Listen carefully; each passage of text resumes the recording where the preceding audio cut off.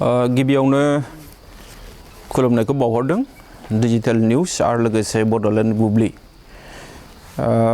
बे समाव बर' थुनलाइ आफादनि जानानै मोनसे गोनांथार बाथ्रा आरो मोनसे जेंनाखौ लानानै हरखाबै नैबे खौरांगिरि जि मेल बेखौ लानो गोनां जादों। जाहोना जाहैबाय जे आसामाव गुणोत्सव फेज 1 2024 बियो दिनैनिफ्राय जादों आरो बियो गुणोत्सव राउंड 5 दा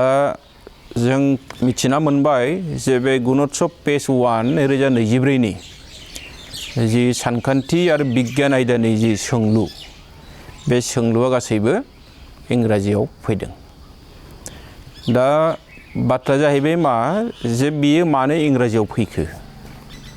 जिहेतु जोङो थांनाय 2023 मायथाइनि आगस्ट दाननि 29 खालारै आसामनि मानिजाथाव गिबि मन्थ्रि डक्टर हिमन्त बिश्व शर्मा बिथांजों जों जयै सावरायदों आरो बे सावरायनायाव बर' थुनलाइ आफाद दङ, बर' फरायसा आफाद दङ, लोगोसे जोंनि बर'नि माखासे माहारि आफादफोर दङ आरो ओइदिनखालिनो जोङो 14 पइन्ट्सनि सायाव सावरायनानै जोबथा जि पइन्ट्स बेवहायनो बुंखानाय जादोंमोन जे बेवहाय इंराजिखौ जाबफिननाय जानाय नङा। इंराजियाबो थागोन, नाथाय इंराजिजों लोगोसे बेवहाय बर'बो थागोन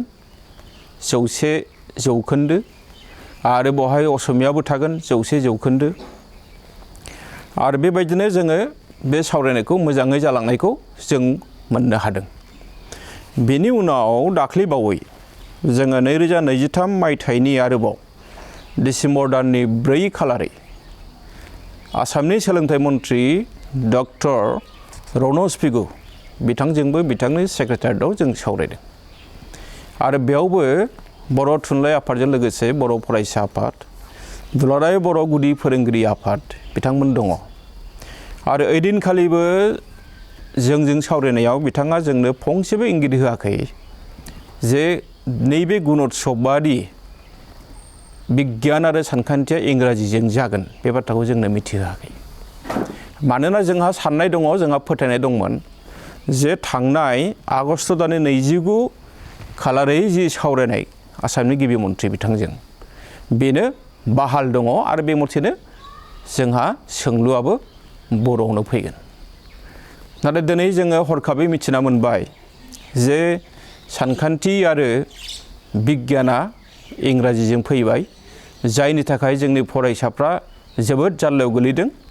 जोंनि फोरोंगिरिफ्रा जाल्लायाव गोलैदों। मानोना जों बिनि थाखाय मेन्टेलि प्रिपेयार्ड नङा।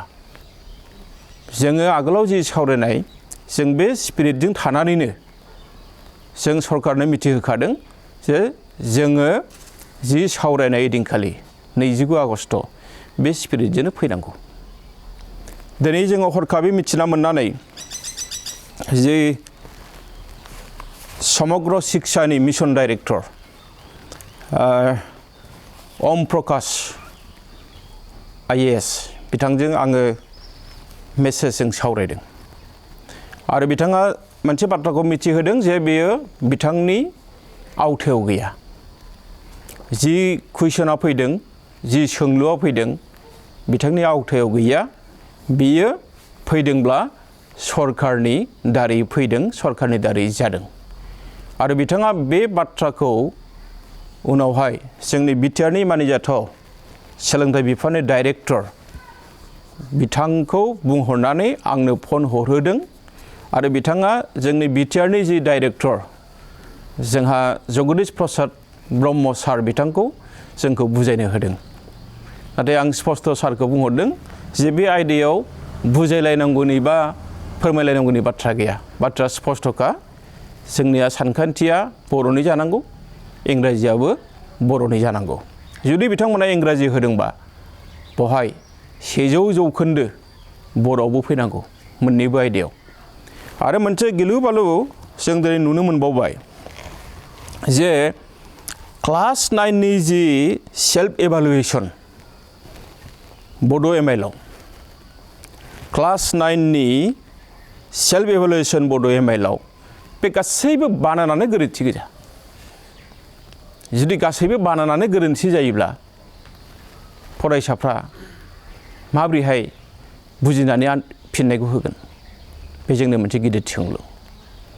दा बेखायनो जों बुंनो लुबैदों आसलते आसाम सरकारा बर' बिजोंनि फारसे बिथांमोननि साननाया मा बिथांमोना मा साननानै दंमारो बिथांमोना स्पष्ट जोंनो मिथिहोनांगौ जोंनि बर' रावखौ बिथांमोना फोजोबनायनि मोनसे खैसारि सादों ना बर' रावखौ बेबायदिनो एखेबारे माने गोरोन्थिजोंनो मोनसे गुबुन रोखोमनि मेसेज होनो नागिरदों बे जोंनि मोनसे गिदिर सोंलु आसाम सरकारनियाव आरो बेखौ जोङो थोंजोङै सोंगोन दिनै आसाम सरकारनि गिबि मन्थ्रि बिथांखौ जे बिथाङा बे 29 आगस्टआव जि सावरायनाय जि स्पिरिट बे स्पिरिटनि उल्थायै मानो खामानि मावखो बे जोंनि गिलु बालु मोनसे गोसोआव गिनाय फैदों मोनसे गिनाय फैदों बेखायनो जों खावलायगोन जोङो दिनै जि जालांबाय जों नाथाय उननि पर्यायाव जों सानो जे सरकारा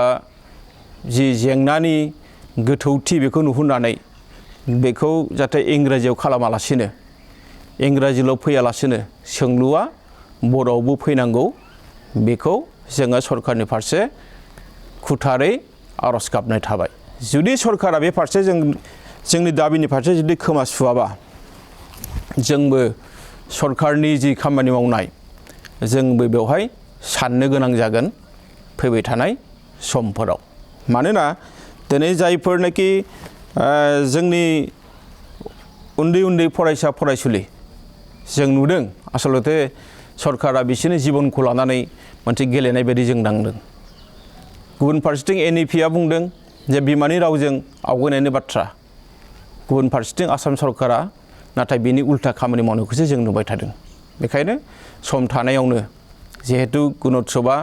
दिनैसो जाजेनदों बे गोरोन्थिखौ सरकारा फोसाबनांगौ बियो जोंनि बर' थुनलाइ आफादनि जानानै बर' हारिनि जानानै मोनसे गोख्रों खावलायनाय थाबाय क'क्राझार सहरनि साखाथि थिथागुरियाव थानाय मानास पाब्लिक स्कुला 2024-25 सोलोंथाइ बोसोरनि गोदान मुं थिसननाया सोलिगासिनो थिथागुरियाव थानाय इंराजि बिजोंनि मानास पाब्लिक स्कुलाव दासान्दि नार्सारिनिफ्राय 8 थाखोसिम गोदानै मुं थिसननाया सोलिगासिनो बे फरायसालियाव गुन गोनां सोलोंथाइ होनायजों लोगोसे फरायसाफोरनि थाखाय दं मोजां खाबुफोर थाखो फोरोंथायनि अनगायैबो yoga classes basic computer education English speaking skill maths and science projecting highly experience faculty आरो स्मार्ट क्लासेसनि खाबुफोर दं बेजों लोगोसेनो बे फरायसालियाव हौवासा आरो हिन्जावसानि थाखाय आलादा हस्टेलबो दं गोसो गोनां बिजाथिफ्रा थिथागुरिनि मानास पाब्लिक स्कुलाव मुं थिसनोब्ला नैबे जानबुं नम्बर 6000853288 6000489621 9101008849 कल खालामनानै सुलाद लानो हागोन।